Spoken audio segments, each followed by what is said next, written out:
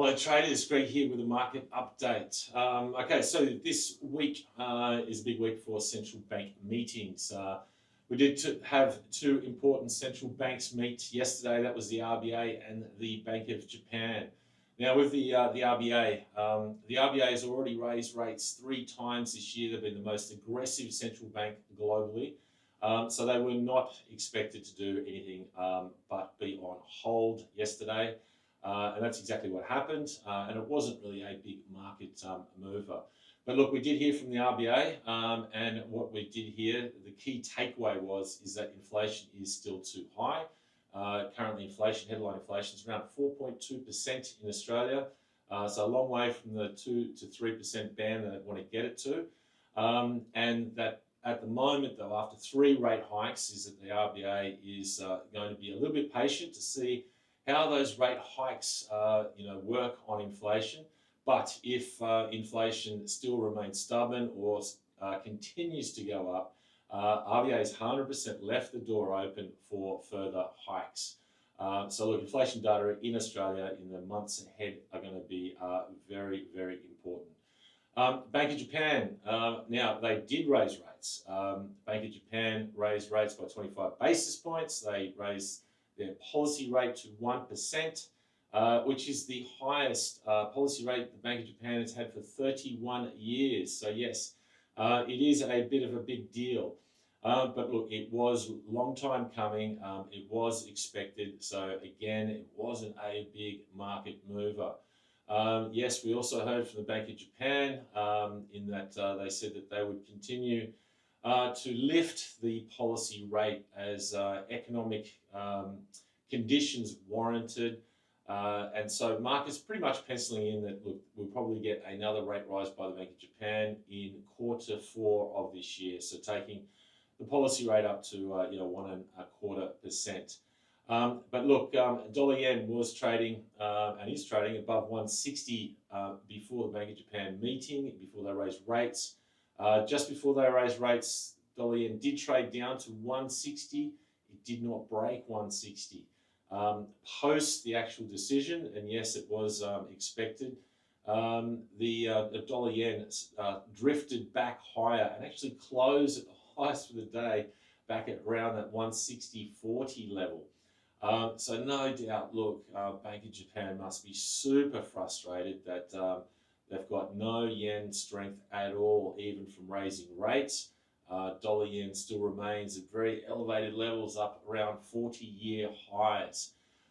So look, I would suggest that look, being long dollar yen or fresh long above 160, it hasn't paid previously. We know it is a line in the sand for the Bank of Japan, and potentially at any stage we could see them coming back into the market and intervening.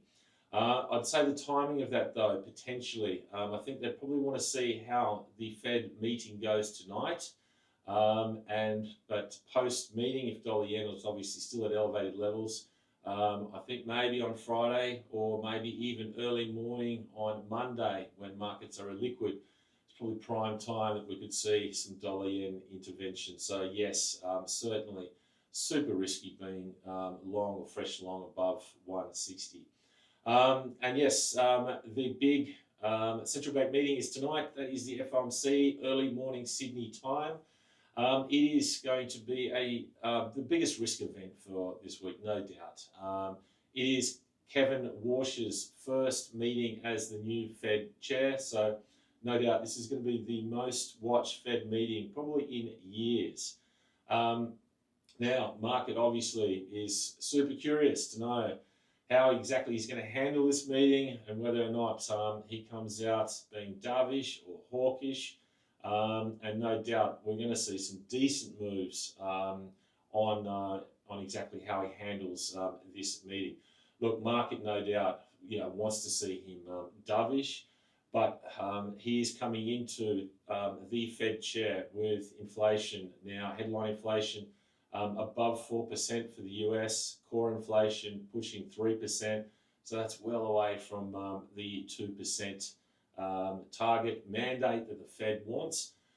But on the positive side, obviously, we've got the war with Iran and the US now over, and we've got crude prices which have been smashed well lower from the highs that we saw at the beginning of the war. So that is a positive for Kevin, and let's see whether or not he looks through this current inflation spike with the fact that, I guess that crude oil prices now are not going to put the pressure on inflation that it has done in the last couple of months.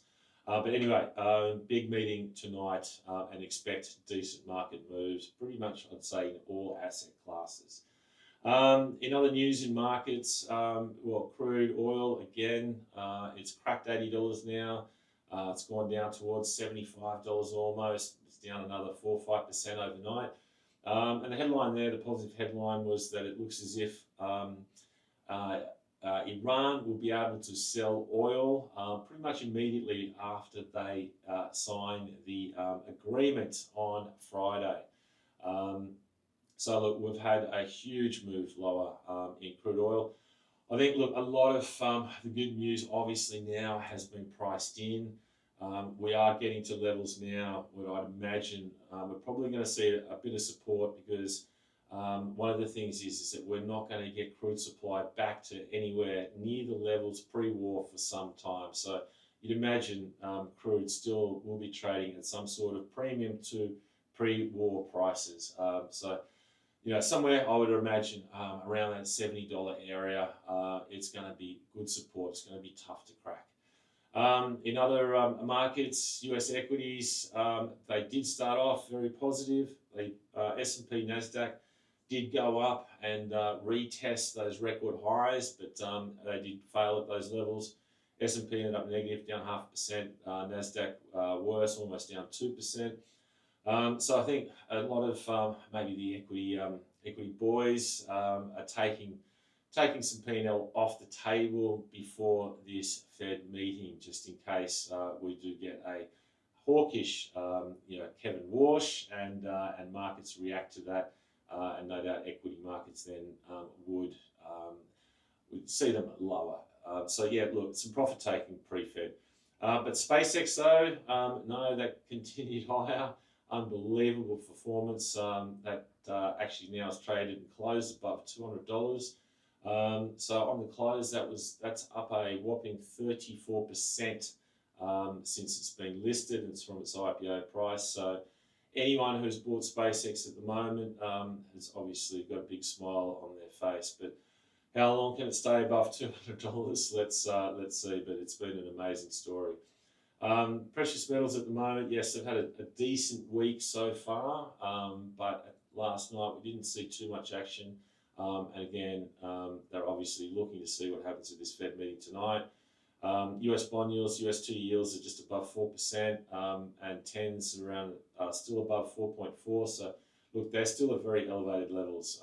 So precious metals and the US dollar certainly, they need those bond yields lower if the market is going to see those precious metals higher and the dollar lower, which are very popular trades the market wants to put on.